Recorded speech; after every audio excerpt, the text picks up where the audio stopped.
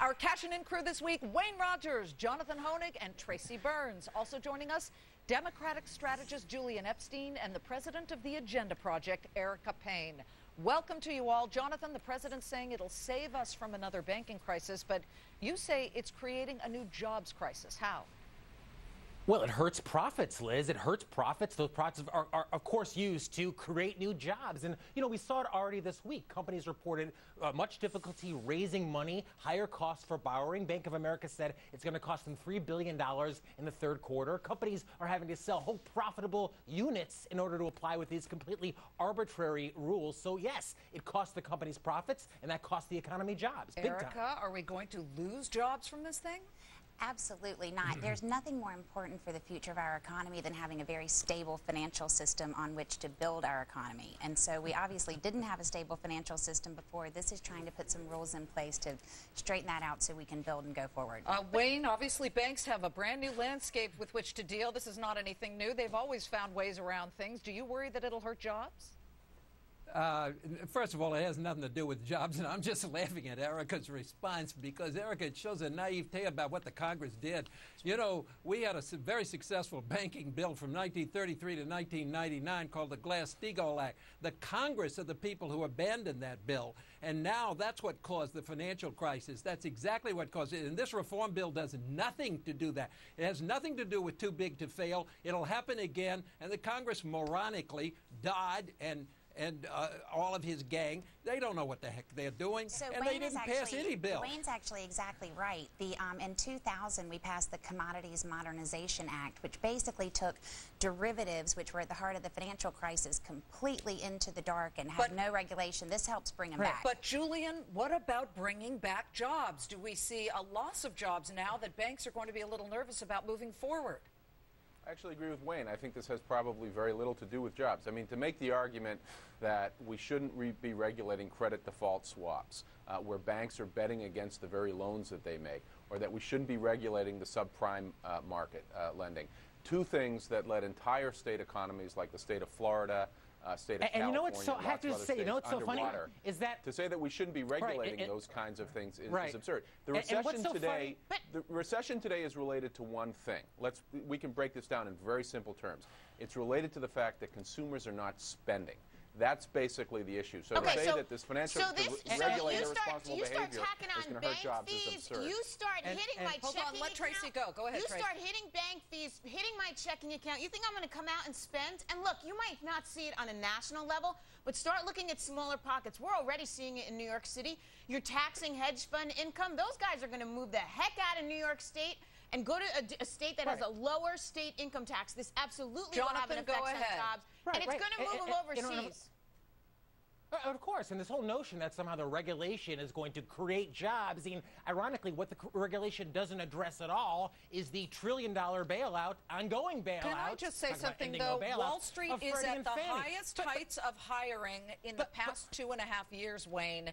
They are starting to hire. I know people who've gotten jobs right now on Wall Street. And not only that, the profits in the banks are doing extremely well. Excuse me, Julian, I think she was addressing me. Yeah, You'll forgive me. You're quite right. Wall Street is hiring again. People are beginning to hire again. And this is the problem with this bill is just what Julian pointed out. It's regulation. It's not a bill that has incentives in it. This is a regulation bill. It's going to create. Let me finish, please. Please let me finish. That the regulation, when you have regulation as opposed to legislation, you could have cured this by going back to Glass-Steagall. The Congress, in their infinite stupidity, did not do that. They invented a brand new 2,500-page bill that nobody read for the purposes of regulation. It will create jobs. Let me finish. Please let me finish. Please let me finish. It will create jobs by the federal government hiring regulators. That's right. Erica. That's actually not right. The banking industry has evolved in such a way that Glass-Steagall would not have been effective for our modern day banks. What they've done, in addition to other things in this bill, is said that when rating agencies say that a company is a creditworthy of a certain regulated amount, by the it needs to government? be creditworthy of a certain amount. You asked us about jobs. Yes. Let's get back to jobs. Look at what happened with Sarbanes-Oxley. People did not know how to follow the rules and regulation. They had to employ these little regulator people to do so, and that meant no hiring elsewhere. So sure, you're going to have regulators getting hired, but you're not going to get jobs. You're not going to see money moving to the bottom line. Julian, hold on one second.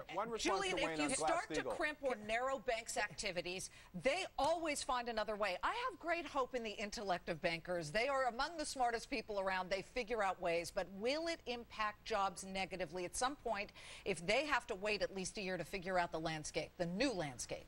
I think the bankers are fine. I agree that they're smart, and I think, as Erica pointed out, they're actually doing very well when you look at both hiring and profit issues. Secondly, to Wayne's point, the issue is Wayne, you're not exactly correct. Because in the law, there are new rules that are in terms of what depository institutions can do with respect to investment and speculation.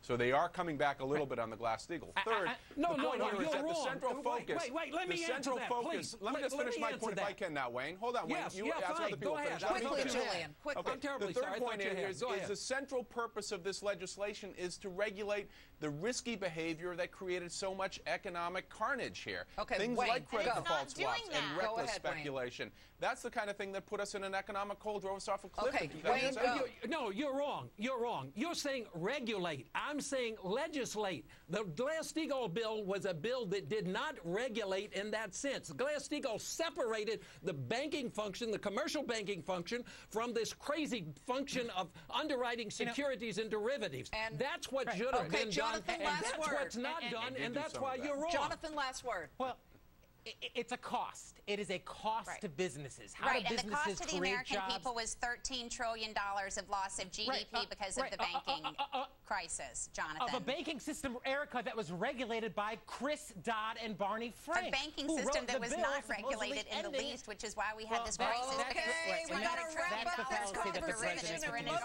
Hold on, emotional as always. Coming up, we give them hundreds of millions of dollars a year. Now, 8 countries south of our border are trying to block Arizona's immigration law. Time to block their funds? Plus, trial lawyers now treating BP like Jimmy Hoffa. How this professional mob hit could whack us all in the wallet.